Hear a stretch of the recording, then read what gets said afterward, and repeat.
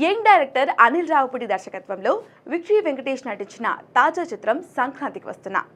సంక్రాంతి కానుకగా రిలీజ్ అయిన ఈ సినిమా ఫెస్టివల్ సీజన్లో బాక్స్ ఆఫీస్ వద్ద చెరగని ముద్ర వేసింది. ఐశ్వర్య రాజేష్, మీనాక్షి చౌదరి హీరోయిన్లుగా నటించిన ఈ సినిమా అంచనాలను మించి చరిత్రను తిరగరాస్తూ రీజనల్ రేంజ్లో పలు రికార్డులు బద్దలు కొడుతుంది. సంక్రాంతికి వస్తున్నాం సినిమా కేవలం 13 రోజుల్లోనే ప్రపంచవ్యాప్తంగా 276 కోట్లకు పైగా వసూలు చేసిందని ఒఫీషియల్ పోస్టర్ రిలీజ్ చేశారు మేకర్స్. దీంతో పండగ కాలంలో విడుదలైన అత్యధిక వసూలు సాధించిన తెలుగు చిత్రం ప్రాంతీయ సినిమాగా నిలిచింది. అటు ఓవర్సీస్లోనూ ఈ చిత్రం దూసుకెళ్లిపోతుంది. నార్త్ అమెరికాలో ఇప్పటి వరకు 2.7 మిలియన్లకు పైగా వసూలు చేసింది.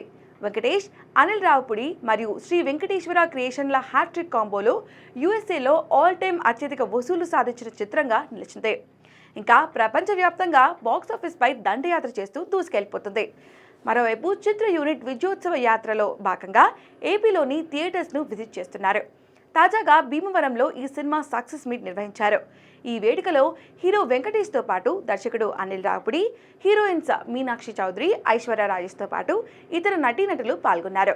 మొత్తంగా సంక్రాంతికి వస్తున్నాం సినిమా 300 కోట్ల రూపాయల మార్క్ను ఈజీగా క్రాస్ చేస్తుందని అంచనా వేస్తున్నారు.